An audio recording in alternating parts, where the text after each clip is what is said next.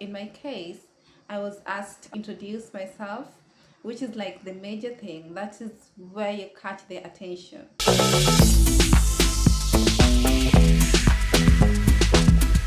Welcome back to my YouTube channel. Congratulations to those of you who have been admitted and secured a place for the shortlisting in the MAECI interview. So I know different countries and different people all over the world are still waiting for their names or to receive that call that they have been shortlisted for the interview. But I want to say congratulations to you for just applying and taking a bold step of trying to secure yourself a better future. I know there are still countries who are still doing the interview. I know there are countries who are still trying to sort out who they want to shortlist, who they're thinking is meeting the different points of what MAECI takes. But I want to tell you that if you have already done the interview, then I hope you did your best because something good is coming your way. So to start with those who haven't done the interview, I know a few questions that you can be asked, especially when you're called for the interview. The moment you received an email letting you know that you have been shortlisted, I know that is where everything goes wild because you're starting to imagine, now what next? What are they going to ask me? And I can tell you that for sure, the interview is the most important of this stage because that is what determines now the difference whether you cross the other side and you remain on the other side. And a few questions that it can be asked for sure. In my case, I was asked to introduce myself, which is like the major thing. That is where you catch their attention. When you're asked to introduce yourself, the first thing you want to say is who you are as a person, where you are from, the values you hold to yourself. This takes maybe like 1 minute at maximum. Be very brief and straight to the point. My name is Olivia. I do this and this. This is my course, and I'm glad to be talking to you. Thank you for shortlisting me. Blah blah blah. Be very brief and be very precise to the point. The next thing you can be asked is why you applied for the scholarship, which is very important. If you do not have a reason why you applied for the scholarship, I think you may just seem out of points. You may just seem like you are throwing in all your cards anywhere so that you don't know actually what you want. You're just trying everywhere that whatever comes, that is what you're going to work with, and it might seem a little bit unprecise. So you want to make sure that you're very self-centered with the reason why you applied. Say why you applied. Maybe you want to further your education. And the next question is, why do you want to study in Italy of all countries? I mean, there is USA, there is the United Kingdom and all other countries, but in your case, why did you choose Italy, like specifically? So you want to make sure also you do a little bit of research in Italy and the education here, what attracted you to the specific course you applied, and also why you applied to this specific scholarship.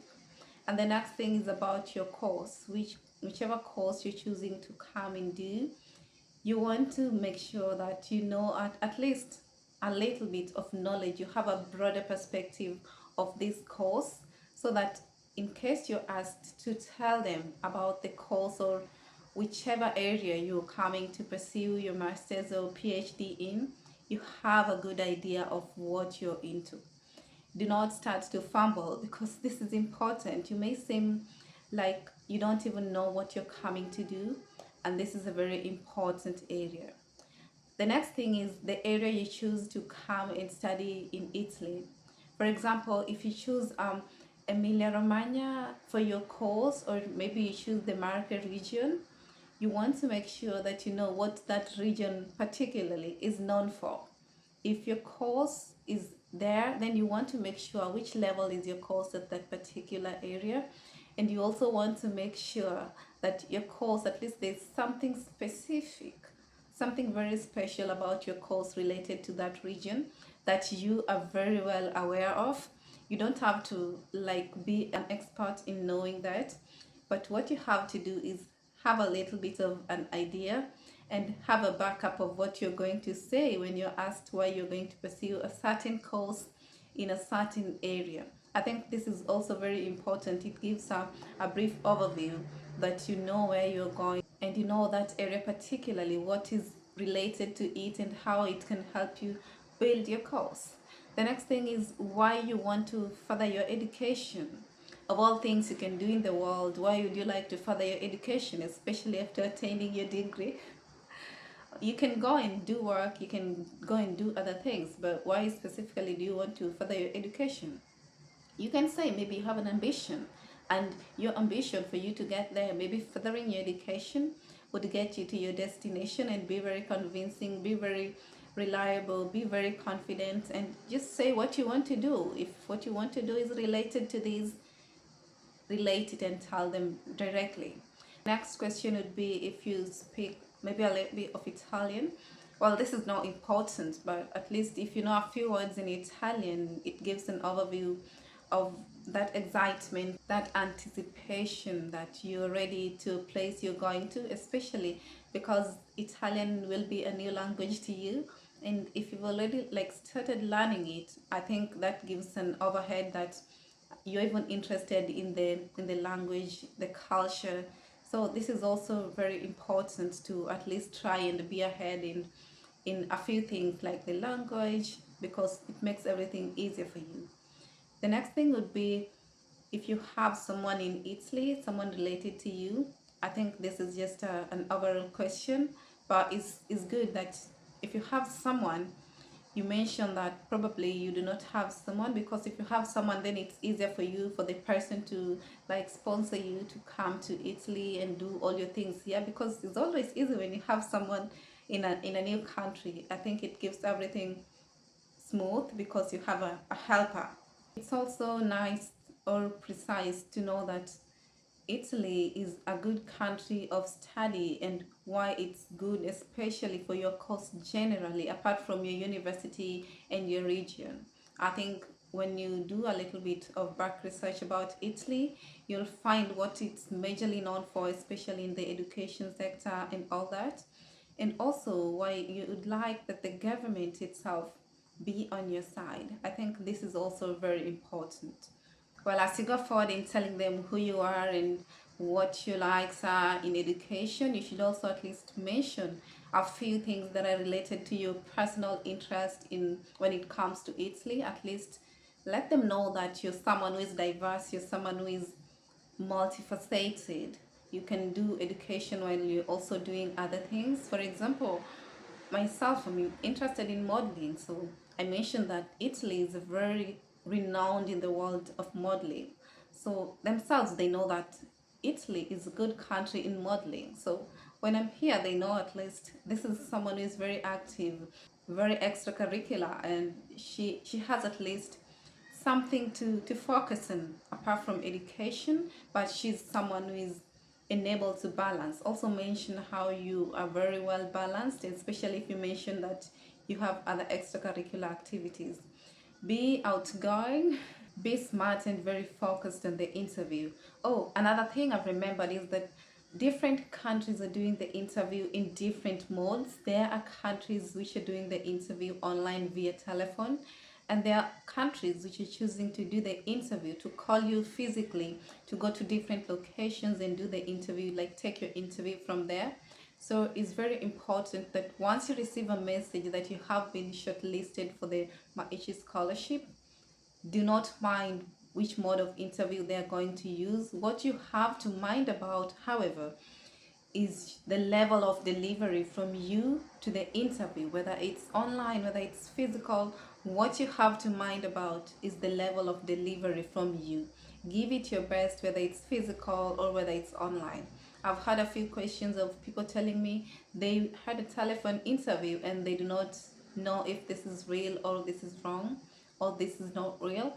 I can assure you that the different modes of interview vary from country to country, and it can also vary due to different circumstances. So the circumstances do not have to worry you on your side. Let the embassy worry about that one and why they chosen an online interview. What you have to worry about is your part. Make sure you do your best, because once you pass the interview, that is, like I said earlier, what will determine whether you are on the side or you remain on the other side. So give it your best shot. Now, to all of you who have done like the interview, they have been shortlisted and now they're waiting to hear like the final results. Congratulations, and I really wish you the best, because for you to be shortlisted is already a very good sign.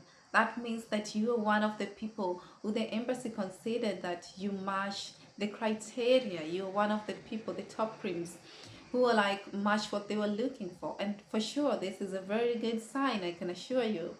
As long as you did your best, you gave your first or your best foot forward in the interview, then I can assure you that you are going to achieve this and you are going to be one of the scholars this year for sure. You just have to be very patient, because I think like um, the time for getting back the results of the interview vary from country to country again, because different countries like they focus on different specifics, and probably a country shortlisted many people and now they have to narrow it down in different ways. So it will vary from country to country. I could say like give it from early August to mid August, or latest end August, because that is when like the final results are released. But probably if you have been shortlisted, then there is a good sign for sure. So congratulations again, and I wish you the very best. And for those of you who are still waiting to know their status, I know something good is coming for you. Just stay patient, have hope, and always believe that you did your best. If this time is not your time, then I can assure you that there's always a time for you. There's always something better for you. There's always something that is labeled in your name, and it will come for sure one time. Just don't give up. Make sure you're always giving your best foot in whichever you do, because for sure there's always something written on your name. Once again, congratulations for taking the bold step and applying even in the first place, because I know it's not easy, and setting all the requirements that is requested for sometimes can also be a little bit overwhelming, but you took that step and you made it this far. I wish you the very best, and for all of you who are going to come to Italy this year, welcome here, and I wish you the very best.